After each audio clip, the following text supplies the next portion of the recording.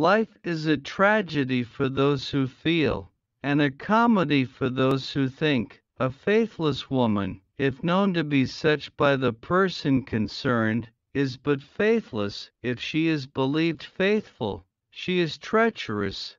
Nothing resembles today so much as tomorrow.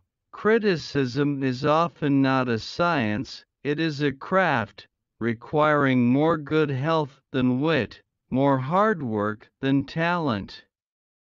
There is a pleasure in meeting the glance of a person whom we have lately laid under some obligations. Among some people arrogance supplies the place of grandeur, inhumanity of decision, and roguery of intelligence. The sweetest music is the sound of the voice of the woman we love. A man who knows how to make good bargains or finds his money increase in his coffers, thinks presently that he has a good deal of brains and is almost fit to be a statesman. It is fortunate to be of high birth, but it is no less so to be of such character that people do not care to know whether you are or are not. Marriage, it seems, confines every man to his proper rank.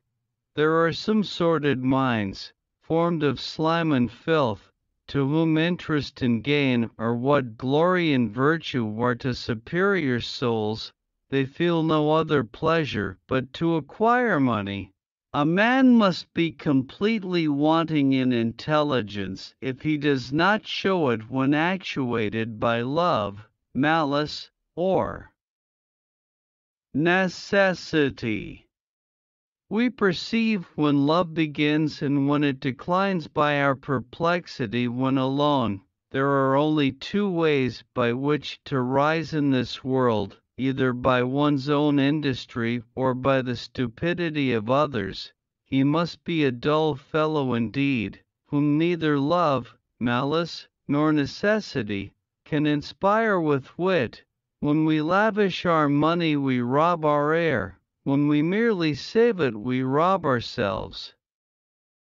To how many girls has a great beauty been of no other use but to make them expect a large fortune? From time to time there appear on the face of the earth men of rare and consummate excellence, who dazzle us by their virtue, and whose outstanding qualities shed a stupendous light. Like those extraordinary stars of whose origins we are ignorant, and of whose fate, once they have vanished, we know even less, such men have neither forebears nor descendants. They are the whole of their race. Women become attached to men through the favors they grant them, but men are cured of their love through. A man who has schemed for some time can no longer do without it. All other ways of living are to him dull and insipid. He who will not listen to any advice, nor be corrected in his writings, is a rank pedant. The same common sense which makes an author write good things, makes him dread they are not good enough to deserve reading. The same principle leads us to neglect a man of merit that induces us to admire a fool. Profound ignorance makes a man dogmatical. A man in health questions whether there is a God, and he also doubts whether it be a sin to have intercourse with a woman who is at liberty to refuse, but when he falls ill, or when his mistress is with child, she is discarded, and he believes in God. If life be wretched, it is hard to bear it. If it be happy, it is horrible to lose it. Both come to the same thing. The same amount of pride which makes a man treat haughtily his inferiors, makes him cringe servilely to those above him. It is weakness which makes us hate an enemy and seek revenge, and it is idleness that pacifies us and causes us to neglect it. Women are at little trouble to express what they do not feel, but men are still at less to express what they do feel. A man of variable mind is not one man, but several men in one. He multiplies himself as often as he changes his taste and manners. He is not this minute what he was the last, and will not be the next what he is now. He is his own successor. The favor of princes does not preclude the existence of merit, and yet does not prove that it exists. To speak and to offend is with some people but one and the same thing.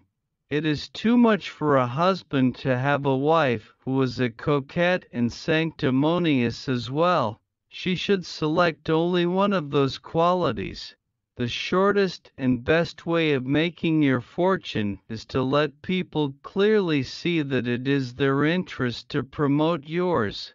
When, after having read a work, loftier thoughts arise in your mind and noble and heartfelt feelings animate you, do not look for any other rule to judge it by. It is fine and written in a masterly manner. The finest and most beautiful ideas on morals and manners have been swept away before our times, and nothing is left for us but to glean after the ancients and the ablest amongst the moderns. The fear of old age disturbs us, yet we are not certain of becoming old.